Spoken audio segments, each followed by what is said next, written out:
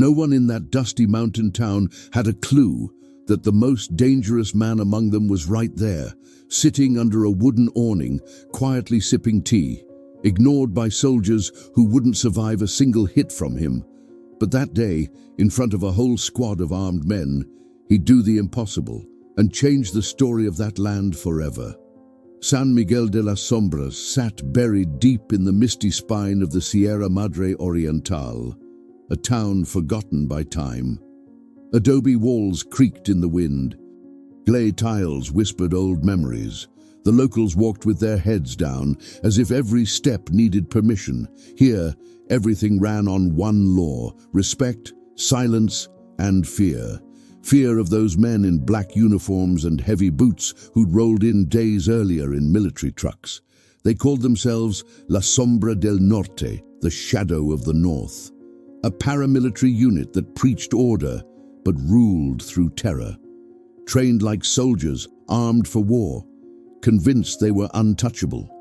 They hadn't come to negotiate, they'd come to take over. Gael, the outsider, wasn't part of their world.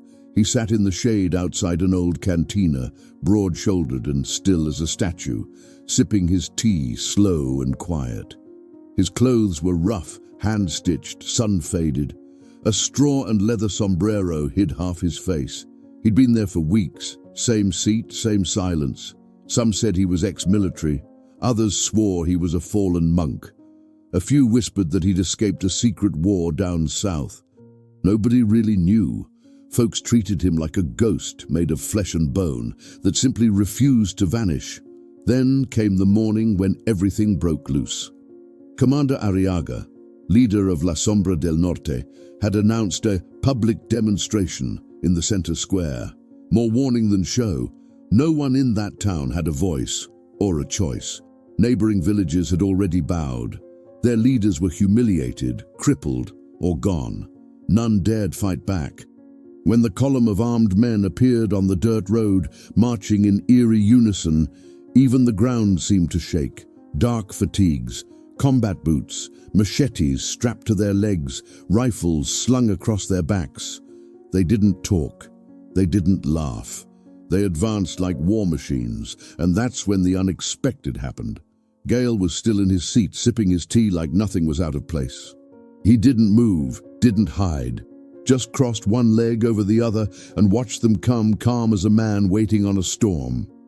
One young militiaman, cocky and restless, named Santos, stepped forward. Known for his brutality, he'd once disarmed 2 federal agents in an ambush. Santos cracked his knuckles and sneered down at Gael. "Get up, outsider," he growled, "or you'll be part of the dust we walk on." Gael slowly looked up. No fear, no tremor. Just a steady gaze, the kind of look from someone who's already seen too much. He didn't bother replying, just lifted the cup and took another quiet sip. Some of the soldiers chuckled. Others exchanged glances. It was almost funny.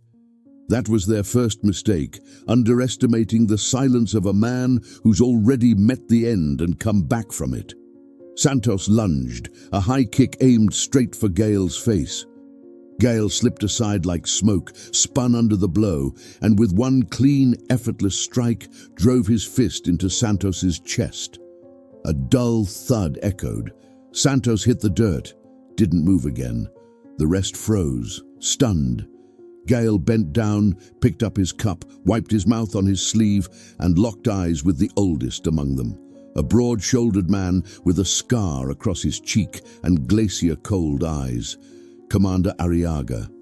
"You boys train with fear," Gael said, voice gravel rough. "I trained with death."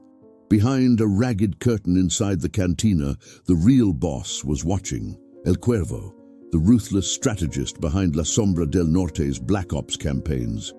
His name was whispered like a curse wherever he went. He stood, slow and deliberate, and gave the order, "Everyone, take him!" The soldiers formed a circle, boots scraping dirt, fingers tightening on triggers. Gael rose as if stepping into a dance with the storm, his bare feet pressed into the hot earth, rooted, ancient. He wasn't a stranger anymore. He was the storm itself. His movements blurred, rolling low, spinning, swaying off balance like a drunk, yet every motion precise, deadly. Every hit landed where it had to. Every block told a story written in scars. One by one, the soldiers fell. No screams, no gunfire, just the heavy sound of bodies meeting dust. The villagers watched from half-closed windows, breathless. That quiet man, ignored for weeks, was taking down the most feared unit in the region. But it wasn't just strength, it was spirit, it was pain, it was history. Gael wasn't fighting with fists alone, he was fighting with every wound time had failed to heal. Then El Cuervo stepped forward. For the first time, his eyes betrayed doubt. He recognized that style, the golpe de la niebla, the mist strike, an outlawed martial art, wild, lethal, final. Only one man had ever mastered it. "Who the hell are you?" he demanded, pride cracking. Gael smiled, a crooked, time-worn smile, the same he gave before every fall, every dodge, every quiet victory. "I'm what's left, when everyone else gave up." The next morning, fog swallowed San Miguel de las Sombras whole. Silence. No one spoke of what happened, because it didn't make sense. A stranger, alone, defeating an entire armed squad. Logic had died that day, and something much greater was only just beginning. San Miguel de las Sombras was never an ordinary place. Tucked between canyons and dry riverbeds, the village hung on at the edge of civilization, past where the maps fade and satellites stop caring. Out there, laws weren't made by governments, but by whoever carried the guns, inspired the fear, or had a story worth remembering. The arrival of La Sombra del Norte was just the newest chapter in a long tradition of oppression, this time colder, smarter, crueler. But ever since the clash with Gael, something had shifted. The townsfolk, once silent, now watched from behind cracked shutters with different eyes. No one dared speak the stranger's name aloud, yet he was on every tongue. Some swore he was a vanished guerrilla from the southern wars. Others claimed he belonged to an extinct lineage of fighters called Los Hombres de Niebla, men trained not just to fight, but to disappear among ghosts. Truth was, even Gael no longer knew where he began and where he ended. His memories were fragments, battles no one remembered, faces lost in the smoke of forgotten wars. The scars on his body didn't tell stories, they hid secrets. Despite its poverty, the village had a soul. It was a place of roots and rituals, where the elders still lit candles for the saints on a half-collapsed altar, and faith outlasted any decree. Father Ernesto, the local priest, was soft-spoken but sharp-eyed. He knew something had awakened, and that Gael wasn't here by chance. He was a sign. It was Father Ernesto who went looking for the outsider a few days after the fight. He brought a small basket of cornbread and asked, straight to the point, "Why did you come back?" Gael looked out the window of the abandoned cantina where he now slept. He didn't answer right away. Then, almost in a whisper, "I didn't come back. I never left." The priest said nothing more. He knew that the words left unspoken weigh more than the ones said in vain. Meanwhile, in the dark folds of the mountains, La Sombra del Norte regrouped. After the silent slaughter of his men, Commander Arriaga didn't retreat. He adapted. He called for reinforcements, hired mercenaries, and brought in a new ally, Leticia Lagara Montiel, a former Special Forces commander hunted even by her own. Where Arriaga was brute force, she was calculation and ice. And she quickly saw that Gael wasn't just a fighter, he was a symbol. So she tried something new, infiltration, emotional warfare. If they couldn't beat him with bullets, they'd break his bond with the village. They'd plant fear in every heart, and it worked. Posters began to appear overnight. "Because of him, you'll all die." The village, once restless, fell silent again. But not everyone. One spark remained, Camilla, granddaughter of Doña Remedios, the village healer. Bright-eyed, sharp-tongued, she'd been defying the militia long before Gale showed up. Now, driven by something deeper than courage, she approached him, carrying tea brewed from bougainvillea blossoms for his headaches, and a question written in her gaze. "You don't have to stay," she told him. Gale looked toward the horizon. "Yeah, I do." Camilla studied him, torn between anger and admiration. There was something in him that mirrored her pain, just older, heavier. Because of her, Gale finally spoke about his past. "I've been here before," he said quietly, as if reliving a dream. "Back then, I couldn't stop what was coming. This time, I won't fail again." It was the first time anyone had heard him admit why he was really there. And up on the hill, peering through a long-range scope, Leticia Lagara smiled. She had what she needed, his weakness. Night after night, San Miguel de las Sombras grew darker. Candles vanished from windows one by one, as if the villagers wanted to erase every sign of life. Since the threats appeared, no one dared leave home after dusk. Even Father Ernesto kept his masses to whispers among broken pews. The fragile peace of the town was cracking from the inside, and Gale's name now divided the people as much as it once united them. They saw him as a symbol, but symbols attract tragedy. It was a cold dawn when the first strike came. A house on the hillside, the home of old Don Chema, a 78-year-old farmer and one of the few who'd offered Gale shelter, went up in flames. No one claimed responsibility, but everyone knew. They hadn't just burned his roof, they'd set fire to the village's veins. Don Chema survived, barely. Camilla tended his wounds with herbs, while his tired eyes asked the question no one wanted to answer. Is it worth resisting for a man we barely know? Gale showed up soon after, shoulders hauling buckets of water, clearing the debris with his bare hands. He said nothing, but anyone who saw him there, kneeling in the ashes, understood. He bled for this land too. Yet Leticia Lagara wasn't done. She didn't want fear. She wanted to break him where it hurt most, the past. Through informants and leaked military files, she uncovered the truth. Gael Alvarez had once served in a covert operation during an unacknowledged southern conflict years earlier, a mission gone wrong. An entire village destroyed by mistake, women, children, elders, wiped out by a bad order. Among the survivors was a little girl, Camila Remedios, taken north by her grandmother right after the massacre. Leticia grinned. Fate had tied the trap for her.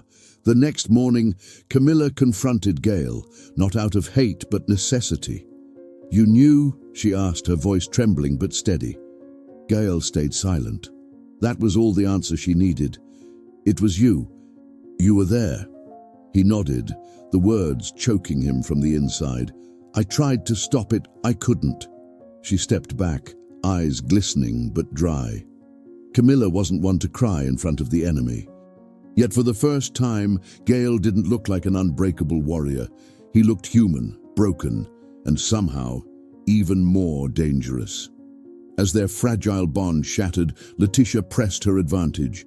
She led raids on water lines, torched crops, threatened families who'd helped Gale. She didn't need to defeat him, just isolate him. But something she hadn't planned began to happen. Even wounded, Gale didn't back down. Instead, he started training the village youth. Wooden sticks in place of rifles. Evasive drills, breathing techniques. He wasn't creating soldiers, he was building survivors. The eldest of them, 16-year-old Damian, already had the eyes of someone who'd buried brothers. "Why are you doing this?" he panted. "Because if one of you can still stand when I fall, it'll be worth it," Gale replied. And slowly the town began to change. Women stitched camouflage, kids served as lookouts, passing coded notes.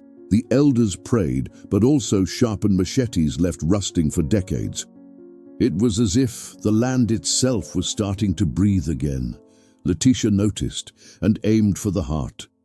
On the eve of Dia de Muertos, when families would be busy building altars and mourning their dead, she planned her final strike. She knew emotions would be raw, defenses low, and Gale distracted protecting his people, but she hadn't counted on one thing. Gale knew every corner of that village like his own skin, because he'd been there before. And he'd failed once. This time he wouldn't. As the battle between Gael and La Sombra del Norte escalated, other stories began to unfold quietly in the cracks of the village. Every villager, every decision seemed to shape the path of the coming storm. At the heart of these side stories was Camilla, torn between her own pain and what the townspeople were starting to call the resistance. She couldn't forgive Gale, not yet, but she couldn't ignore him either. Every morning before sunrise, she'd watch him training the young men in the dry field behind the abandoned church. And every night, she'd see mothers slipping pieces of bread into their shawls to secretly feed him, as if they were nurturing something sacred or too dangerous to let die. One of the boys, Damian, began to stand out. The son of a fisherman who vanished when the militia advanced, Damian carried fury in every punch and hunger for justice in his eyes. But he wasn't like Gael. He was reckless, impulsive.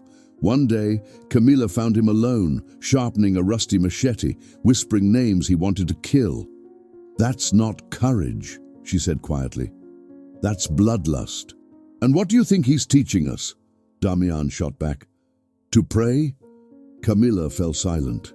She knew the line between justice and vengeance was wearing thin. Meanwhile, Father Ernesto was fighting his own silent war. With the militia's threats becoming bolder, he had to choose between protecting his faith or protecting his people. For years, he'd only been a messenger of the word. But now he was keeper of secrets, including those that tied Gale to the past. It was he who, years ago, had helped hide the traces of the massacre that linked Gale to the south. And now he watched helplessly as the past came roaring back to life. One morning, he found an anonymous letter under the church door. "Hand over the sinner or the innocent will burn." He told no one, but his hands began to tremble during Mass, and his sermons turned from peace to war. Something inside him was breaking, piece by piece. Across the mountains, Leticia Legara Montiel was gathering her allies, no longer just militiamen. She had ex-mercenaries, former cops, and one new recruit, Lazaro, an old comrade of Gale's. A silent brute who wore a necklace of human teeth and whose skin bore burn scars like medals. He'd accepted the mission without hesitation. He wasn't in it for money. He was in it for revenge. Years ago, Gael and Lazaro had fought side by side, but something had gone wrong on their last mission, something Gale never spoke about. Leticia knew, and that's why she put Lazaro in charge of the final assault. Tension thickened in the air like storm clouds. The village's boys were becoming soldiers, but they were still just kids. The elders, who once only prayed, now filled glass bottles with gasoline. The women, quiet but unshaken, began drawing maps, writing escape routes, and hiding makeshift weapons inside flour sacks. The whole village was turning into a loaded gun, but there was one thing they didn't have: time. Leticia had given her deadline. 3 days, she said. After that, this village is gone. The rumor spread fast through cracked walls and broken hearts. 3 days to decide: run, resist, or hand Gale over.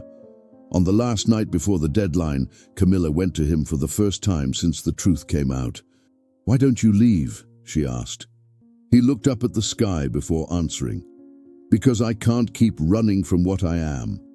And maybe, this time, I can change how it ends." She didn't hug him. She didn't forgive him. But she didn't walk away either. From the ridge, Lazaro watched and smiled, because he knew something Gale didn't yet understand. The past doesn't die with fists, it bleeds until it's done. The sun had barely risen when the first gunshot echoed across the hills of San Miguel de las Sombras. It wasn't an attack, it was a warning, In the center square, where the vegetable market once stood, a gallows now towered. No one knew how it had appeared overnight. No tire tracks, no sound of wood being assembled. It was just there, bare, cold, waiting. At its base hung the lifeless body of Father Ernesto, hands bound, neck bruised by the rope. A child found him first and ran screaming toward the church. The priest, once the voice of faith and calm, had become the symbol of brutality. Pinned to his chest with a rusted nail was a note: "Faith doesn't save traitors." Camilla dropped to her knees when she saw him. Gael arrived in silence. The crowd parted as he walked forward. Some glared, some looked away. Everyone knew the execution was a message, and every step Gael took toward the square felt like death walking beside him. That night, no one slept. Letitia had begun her endgame. But unlike Gael believed, she wasn't just waging war, she was rewriting history. And her biggest lie was yet to come. The next morning, as grief still hung over the town, a video began circulating, played on an old tablet, passed from hand to trembling hand. A burning village, screams, bodies. And through the smoke, Gael, younger in uniform, his hands covered in blood. It was the massacre, the one that destroyed the village where Camilla was born. And now everyone saw it for themselves. The truth Gael had tried to bury. "He's no hero," a woman cried. "He brought this curse on us." The village fractured beyond repair. Some began packing their things. Others plotted to turn him in. And the young ones, like Damian, were lost. "Is it true?" he asked Gael, panting, blade trembling in his grip. Gael didn't deny it. "I didn't pull the trigger, but I was there. I lived when others died. That condemns me all the same." Damian dropped the machete and ran. Camilla said nothing. She just looked at Gael, empty-eyed, the same way she had as a child watching her home burn. That night, Letitia called a final decision meeting in the square. She arrived with Lazaro and 10 armed men. Her offer was simple. "Hand over Gael and no one else gets hurt. You'll have water, food, safety." A deadly silence fell. No one looked at him, not the children, not the elders. It was as if hope itself had turned away. And then Camilla spoke. "I knew this man as a child. I lost my family because of him. But these past days, I've seen him rebuild what he once destroyed. Not with words, but with actions." She turned to Letitia. "If you want justice, fight him yourself. Don't send dogs to sniff out the blood you spilled." Letitia smirked, but didn't reply. Because at that exact moment, a gunshot rang out, but it didn't come from her side. It came from the rooftops. A single, clean shot that hit Lazaro in the shoulder and spun him to the ground. Chaos erupted. Gael moved like lightning, stepping between Camilla and the gunfire. The town exploded into motion, machetes, stones, even cooking pots flying through the air. No one stayed silent anymore. It was the beginning of war. Letitia, furious, ordered a retreat, but not before locking eyes with Gael. "You think you've won?" she hissed. He didn't answer. He didn't need to, because deep down, he knew something had changed. For the first time in years, he wasn't fighting alone. The next day woke under a thick, clinging fog, as if the land itself wanted to hide the traces of the previous night's chaos. In the square, dried blood stained the dirt, and spent shells lay scattered. Windows were shattered. The gallows, the brutal symbol of terror, now lay toppled, blackened and broken, after the townspeople tore it down in a fury following the shootout. San Miguel de las Sombras was no longer a passive village. The community's response after the attack didn't come as some rousing speech or tidy revolution. It came as a collective pulse of survival. Folks who used to hide indoors now walked with their chins up, machetes at their hips and steady eyes. Childhood had vanished from the town overnight. Doña Remedios, Camilla's grandmother, organized improvised shelters in the caves to the north. She handed out glass bottles and cloths soaked in alcohol, the first crude Molotovs ready for resistance. "This fight is here whether we want it or not," she muttered, voice shaking but resolute. "If we don't fight, our grandchildren will have nothing but dust." Damian, who'd once been consumed by blind vengeance, returned with a new look in his eyes. After Lazaro fell, he'd seen something in Gale he'd never understood before: limits. "I wanted to kill," he admitted, fastening strips of leather to his forearms for protection. "But you only wanted to stop it." "That's the difference, right?" Damian asked. Gale nodded. He no longer carried only his guilt. Now he bore the trust of a whole people. That weight pressed on him heavier than any scar. Still, the tension showed. Leticia Lagara, humiliated in public, retreated to an old checkpoint 5 kilometers from the village. There, with survivors and fresh reinforcements, she reworked the plan. Lazaro's fall was a setback, not the end. Leticia was patient, cold, lethal. "They think they've won," she said, watching drone footage on a laptop. "I'm only deciding what to tear down first." Like a coiled serpent, she waited, then struck to break them from within. Back in the village, cracks reappeared despite the newfound unity. Some wanted Gale to take formal command of the resistance. Others argued he should leave before Leticia returned stronger. The split was subtle, but real. Camilla, sleeping now near the watch points, noticed it before anyone else. "They trust you, but they're afraid to die for you," she told Gael one evening, finding him alone in the chapel tower watching the ridgelines. "They'll die whether you leave or stay," he replied. "But if I stay, maybe someone survives." She studied him for a moment and whispered, "You still don't get it, do you? You're not the problem, Gale. You're the last shield we have." That night, around a fire, Gale finally spoke to the whole village. Standing with his feet planted in the earth, he told them about the massacre. No evasion, no excuses. He said, "I was trained to obey, but the day I saw the flames, I stopped following orders, and I never went back." No applause, no cheers. But nobody left, because in that moment, everyone understood. It wasn't about the past. It was about now. While Leticia stockpiled drones, explosives, and fresh weapons, San Miguel stockpiled makeshift arrows, pit traps, spears forged from rebar, and courage. An asymmetric war was about to begin. The days that followed weren't peaceful. They were preparation and schooling.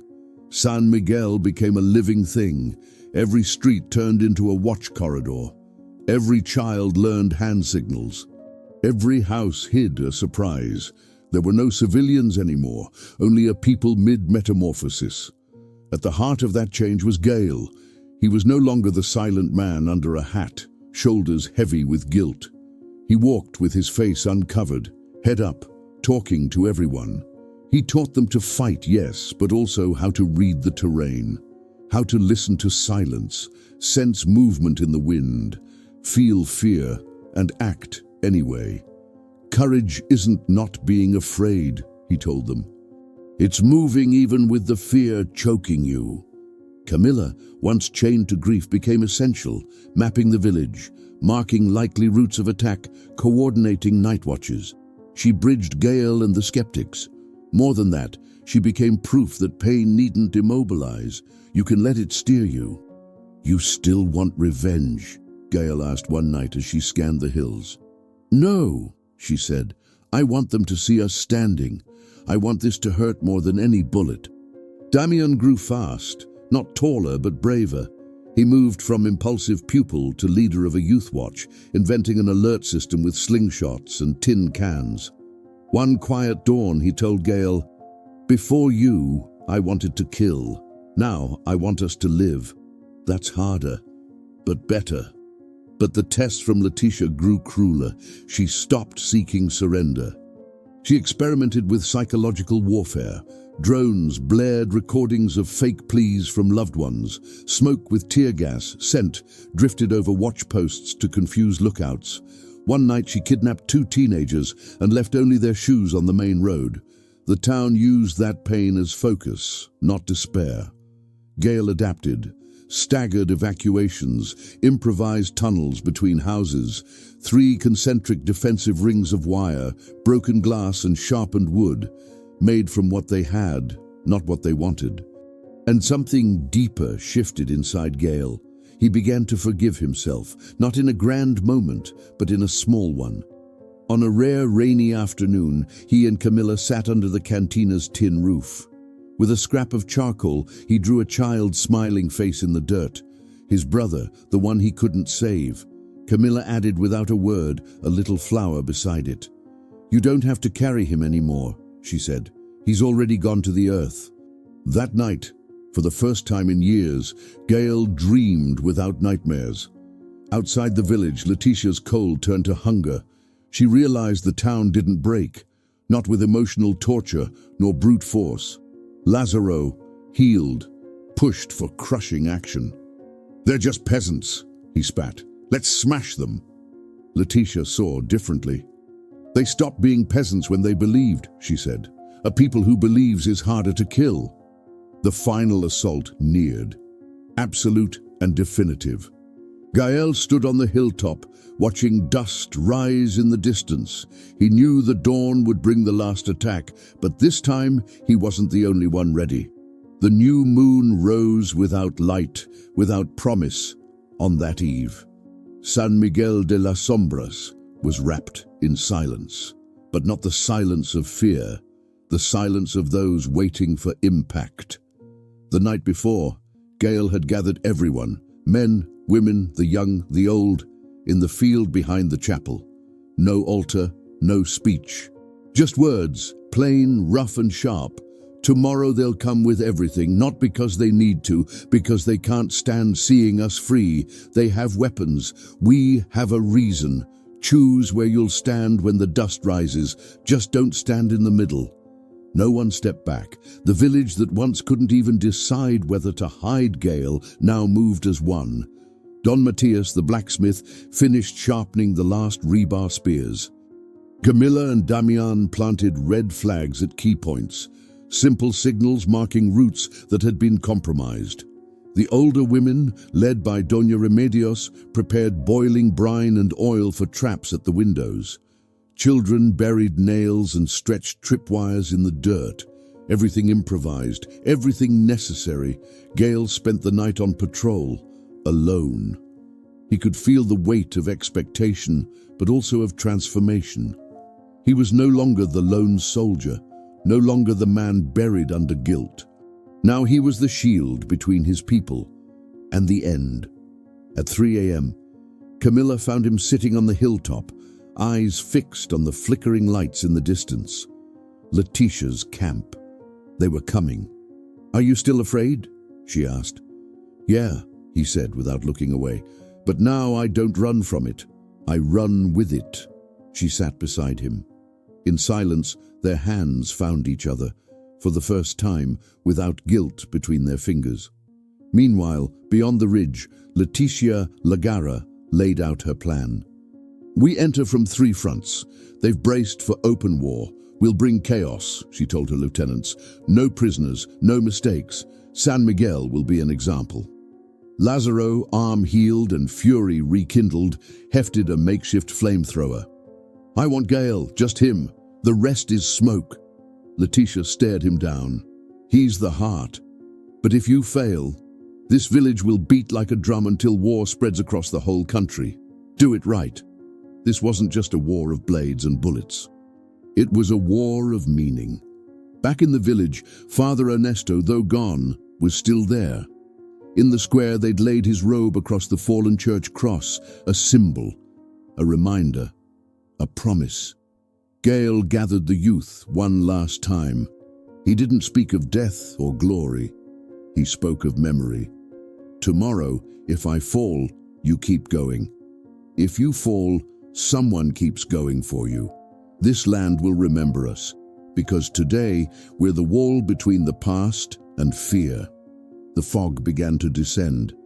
The first light crept at the horizon. Damian tightened the cloth around his head. Camilla held the map of routes. Everyone knew the next sunrise would bring fire, blood, or freedom. The first explosion hit before sunrise. One of the entrance traps, tin cans tied to stakes and glass, detonated with a sharp crack, echoing through the valley like a war bell. The invaders were moving. Gale sprinted toward the square, Damian and the others right behind him. From the chapel tower, Camilla waved 2 red flags in the air. "East and South Hills," she shouted. "2 groups, more coming from behind." The trap was closing in. But San Miguel wasn't helpless anymore. At the southern entrance, villagers unleashed everything they had.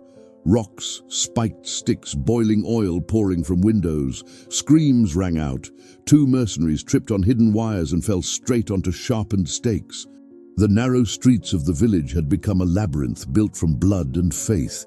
On the eastern front, Lazaro led his men like a beast unleashed. He kicked down doors, set roofs ablaze, roaring for one thing only, Gale. And he found him. In the center of the square, as flames began to swallow the old chapel, Gale emerged from the smoke, armed only with 2 wooden sticks. "Lazaro!" he called out, steady but without hate. "It's time to stop running!" Lazaro bellowed, threw down his torch and charged. The fight was fast, savage and merciless. Lazaro fought with rage, Gale with precision, memory and soul. Each blow carried the weight of all the ghosts between them. Gale fell once, Lazaro bled. Both roared like men fighting the echoes of every death that had led them here. Camilla appeared at the edge of the square, but didn't intervene. She knew this had to happen. It ended when Gale turned his own fall into a trap, sliding on purpose, dragging Lazaro down with him, twisting his body like a lever and snapping the man's knee with a crack that cut through the fire.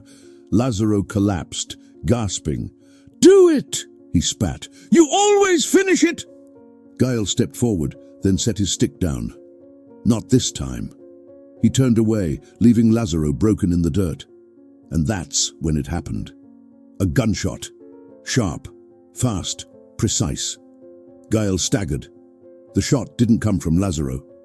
It came from the ridge, from one of Letitia's drones, remote-triggered to fire. Camilla screamed. Damian ran. The wound wasn't fatal. It hit his shoulder, but it sent Gale crashing to the ground, flames snapping around him. Watching through binoculars from afar, Letitia smiled. "It's over," she whispered. But she was wrong, because in that instant, seeing Gale on the ground, the village rose like never before. Camilla ran toward him, but before she could reach him, dozens of villagers burst from doorways, rooftops, and shadows. No rifles, no armor, only sticks, stones, and the ancient cry of people who refused to die on their knees. They flooded the streets, drove the mercenaries back, and then a new sound cut the sky, a helicopter.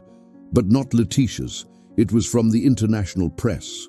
A hidden reporter, embedded among the mercenaries days earlier, had broadcast the entire assault live. The invasion, the gunshot, the villagers' resistance, all of it was streaming across the world. The massacre was no longer a secret. Letitia saw the cameras, and for the first time, she hesitated. She tried to call for retreat, but it was too late. Gale rose, leaning on Damian's shoulder. Bloodied but standing, he lifted a hand. "Enough," he said. "The war ends here." Letitia, surrounded, fled into the forest. No victory, no glory, no forgiveness. Lazaro stayed behind, head bowed, strength gone, soul empty. The fire died. The smoke thinned.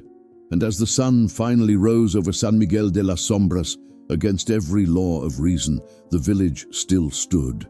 3 days after the attack, the ashes still hung in the air, but there was no fear among them anymore. San Miguel de las Sombras was no longer a forgotten place. It had become a symbol. The footage of the resistance, broadcast live to the world, had gone viral. Too small to appear on government maps, the village was now too big to ignore. Humanitarian groups, journalists, even international observers began arriving, not out of pity, but out of awe.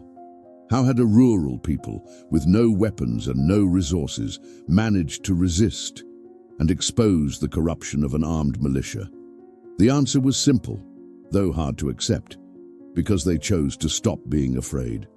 Leticia Lagara Montiel was declared a fugitive and vanished in the north. Some said she escaped disguised along black market routes. Others claimed her own superiors executed her for failing to clean the region. Either way, her name became a curse, no longer a legend. Lazaro, wounded and captured by the villagers, was handed over to the authorities. But before he was taken, he asked to speak to Gail. "You didn't kill me?" "Why?" "Because this war doesn't need more graves," Gail replied. "It needs fewer." Lazaro just nodded, perhaps for the first time at peace. Camilla, her face streaked with dust and dried tears, began writing the story of the resistance, but she refused interviews, awards, or recognition.